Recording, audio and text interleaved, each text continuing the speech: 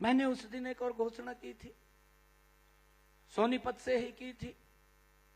मैंने कहा था कि जिन गांव के अंदर अगर जमीन नहीं है और वो प्लाट लेना चाहते हैं, ऐसे हमारे लोग हैं जिनको 100 गज के प्लाट की आवश्यकता है, तो हमने तुरंत इसकी रचना योजना बनाई और उस दिन हमने जो शेष लोग बचे थे उन सब लोगों के लिए ये बात कही थी कि उनके खाते के अंदर 1-1 लाख रुपया पहुंचाने का काम ये हमारी सरकार करेगी ताकि वो अपना प्लाट ले सके।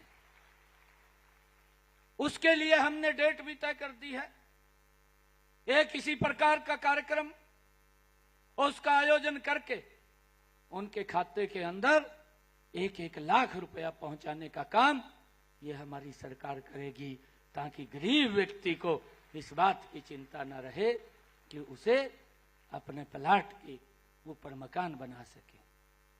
और उसको लेकर के हमने ये भी कहा है अधिकारियों को कि अगर कोई कुछ लोग और छूट गए हैं या कुछ और लोग जो नए उसके अंदर अप्लाई करना चाहते हैं, हमने उसके लिए भी कहा है कि आप पोर्टल बना दें। अगर कोई बेनिफिशियरी है, कोई लाभ लेना चाहता है तो उसके अंदर अप्लाई करेगा, हमारी सरकार उस तक लाभ पहुंचाने का काम वो निरंतर जारी रखेगी। मुझे यह भी खुशी है आप सबको बताते हुए कि हमने जो दूसरी योजना शुरू की, मैंने दूसरी योजना अंबाला से शुरू की, करनाल से दूसरी योजना शुरू की और करनाल के अंदर हमने निर्णय किया, हमारी सरकार ने एक हैप्पी कार्ड दिया, हरियाणा परिवहन अंत्योदय परिवहन परिवार योजना, हैप्पी कार्ड हमने दिया। और उसका ध्येय यह था कि जिस परिवार की इनकम 1 लाख रुपए से कम है, उसने बाजार में भी जाना है, उसने कहीं रिश्तेदारी में भी जाना है, उसने कहीं अपने रिश्तेदारी में शादी में भी जाना है, उसने कहीं दवाई लेने के लिए भी जाना है। उस हैप्पी कार्ड के माध्यम से हमने ये निर्णय किया कि जिन परिवारों की आय 1 लाख रुपए से कम है, ऐसे परिवारों को हमने ये कार्ड दिया।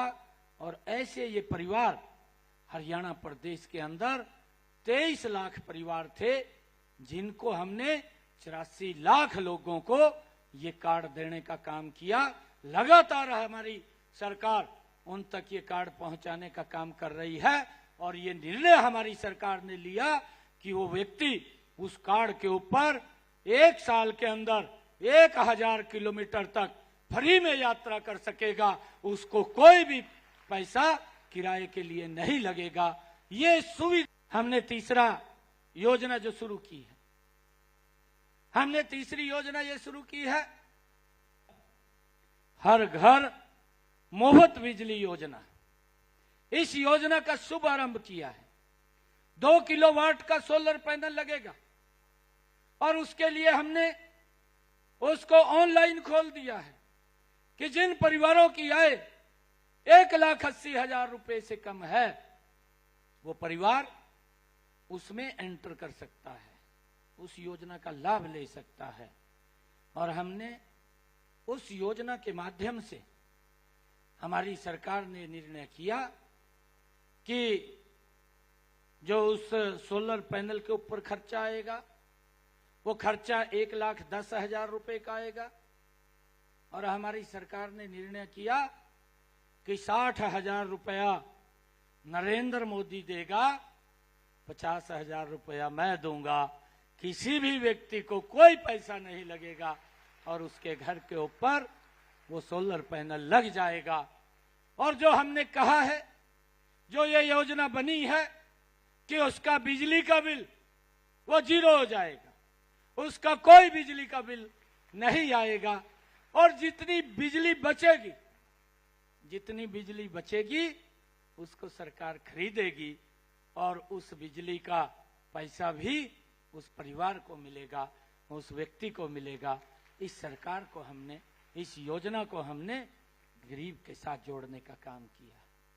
परंतु भाइयों मुझे ये बताते हुए भी, क्योंकि आज मैं ऐसी भूमि के ऊपर हूं, ये रोहतक की ऐतिहासिक भूमि है, लोगों के बीच में एक बात को मैं बड़े विश्वास के साथ आप लोगों के बीच में कह रहा हूं।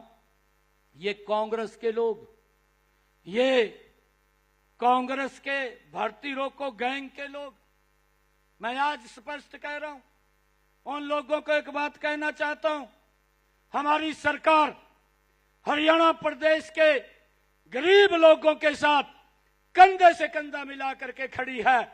हम इसको हाई कोर्ट के अंदर दोबारा फिर रिपील के अंदर जाएंगे।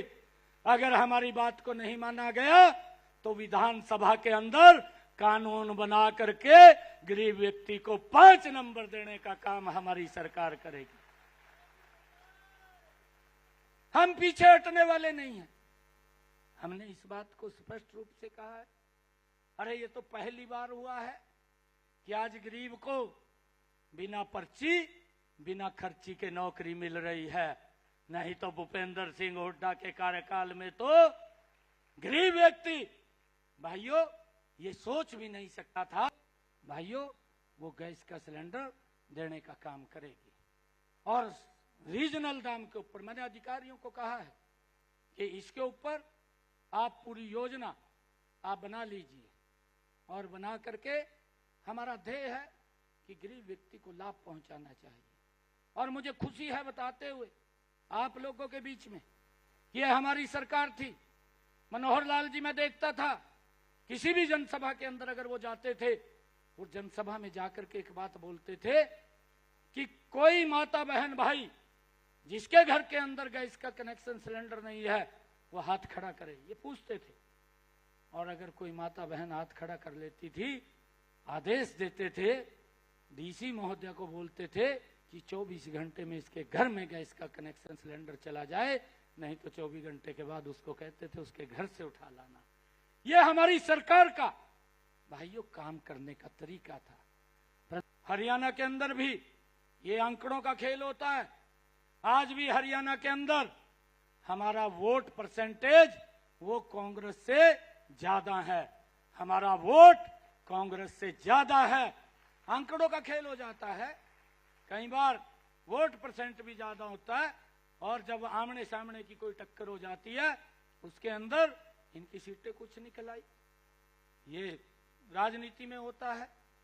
और जब राजनीति में होता है तो इन्होंने तो इस प्रकार का सोच लिया कि बस मैं तो चंडीगढ़ बैठा सपने देख रहा। चिंता मत करिए हुड्डा साहब, ये आपको मैं बताना भी चाहता हूं, आज हरियाणा के अंदर 11 इलेक्शन हुए थे, 11 एक विधानसभा का भी इलेक्शन हुआ था। पसंद का भले छोटा घर हो लेकिन अपना कहने का घर होगा, अपना एक आवास होगा और ऐसे आवास के निर्माण का मार्ग इस रूप में प्रशस्त हो रहा है। आज 15,250 ऐसे लाभार्थियों को आवंटन पत्र प्रदान किया जा रहा है। आप जानते हैं कि जब ये इसके लिए एप्लीकेशन या प्रार्थना पत्र मंगवाए गए, आवेदन ऑनलाइन मंगवाए गए थे और सारी प्रक्रियाएं ऑनलाइन हुई हैं, बहुत ही पारदर्शी तरीके से हुई हैं। जहां किसी की सिफारिश नहीं, जहां किसी की सिफारिश या किसी तरह से कोई भ्रष्ट रास्ता अपनाकर कुछ उसमें लीकेज कर पाए, इस बात की कोई आशंका संभावना जिसमें ना रही हो, ऐसी सुशासन की व्यवस्था माननीय मुख्यमंत्री महोदय के नेतृत्व में हरियाणा प्रदेश में बनी है, जहां सब कुछ पारदर्शी है, सब कुछ साफ सुथरा है, सब कुछ आपके सामने है। और अगर कहीं कोई कमी दिखती है और आप उसको लाते हैं सामने तो मुख्यमंत्री महोदय, तो ये इनके लिए बहुत सारी बधाई, बहुत सारी शुभकामनाएं। ये एक ऐसी शुरुआत है जिसका शुभारंभ रोहतक के इस पावन धरा पर हुआ है और रोहतक से जिस तरह से रोहतक के लोगों ने आज माननीय मुख्यमंत्री महोदय के संबोधन, उद्बोधन और उनके संकेतों को, इस बात को लेकर उसको आत्मसात करते हुए यहां से वो जाएंगे, तो भविष्य में भी इसी रूप में उनका समर्थन मिलेगा। डबल इंजन की सरकार यूं ही आगे बढ़ती रहेगी। जुलाना के बाद हमारे रिवाड़ी से जो लाभार्थी हैं, कमलेश हैं, सुनीता देवी, मनीष कुमार और उषा रानी, 4 लाभार्थी जो कि हमारे रिवाड़ी से हैं, उन्हें आमंत्रित